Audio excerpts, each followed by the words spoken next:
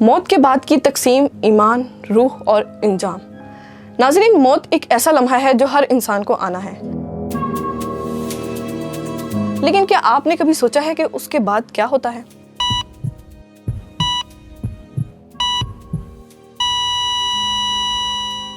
قرآن مجید میں اللہ تعالیٰ فرماتے ہیں سورۃ آل عمران کی آیت نمبر 185 میں، ہر جان موت کا مزہ چکھے گی اور جزا قیامت کے دن ملے گا۔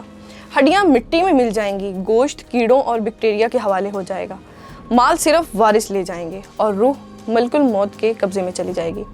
لیکن سب سے اہم سوال یہاں یہ ہے، کیا آپ کا ایمان محفوظ رہے گا یا شیطان اسے چرا لے گا؟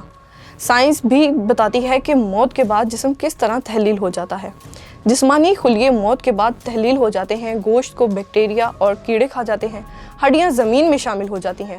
لیکن سائنس اور قرآن دونوں اس بات پر زور دیتے ہیں کہ روح اور ایمان کا فیصلہ آخرت میں ہوتا ہے۔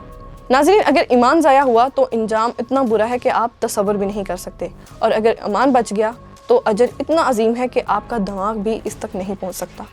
فیصلہ اب آپ کا ہے۔ قرآن میں اللہ تعالیٰ فرماتے ہیں یعنی موت ہر انسان کے لیے مقرر ہے، اور اس کے بعد صرف اعمال اور ایمان ہی کام آتے ہیں۔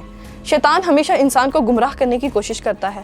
دنیاوی لالچ، غرور، خواہشات ایمان کو کمزور کر سکتے ہیں۔ عبادت، دعا اور نیک اعمال ایمان کو مضبوط کرتے ہیں۔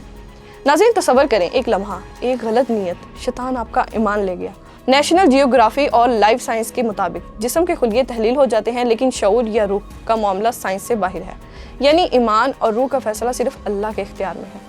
اگر ایمان بچ گیا تو قبر میں سکون، جنت کی نعمتیں ہوں گی، اجر اتنا عظیم کہ تصور بھی نہیں کیا جا سکتا۔ اگر ایمان ہی کھو گیا تو قبر میں عذاب، قیامت کے دن شدید سزا، اتنی تکلیف کہ انسان تصور بھی نہیں کر سکتا۔ یہ فیصلہ ہر عمل، ہر سوچ اور ہر نیت پر منحصر ہے۔ اب وقت سوچنے کا ہے۔ ہڈیاں مٹی میں بدل رہی ہیں، گوشت کیڑے کے حوالے ہو رہا ہے، مال صرف وارث لے جا رہے ہیں، اور آپ کی روح کیا ایمان کے بغیر بچ پائے گی یا شیطان نے اسے چرا لیا؟ قرآن میں اللہ تعالیٰ فرماتے ہیں یعنی جو ایمان کھو بیٹھا وہ دنیا اور آخرت میں نقصان میں ہے۔ موت ہر لمحہ قریب ہے۔ زمین خاموش ہے لیکن وہ صرف انتظار کر رہی ہے، اور جب وہ بولے گی صرف وہی بچ سکتا ہے جس کا ایمان مضبوط ہے۔ آج کے اعمال، آج کی نیتیں، یہ سب آپ کی آخرت کا فیصلہ کریں گی، اور یاد رکھیں فیصلہ ہمیشہ آپ کے ہاتھ میں ہے۔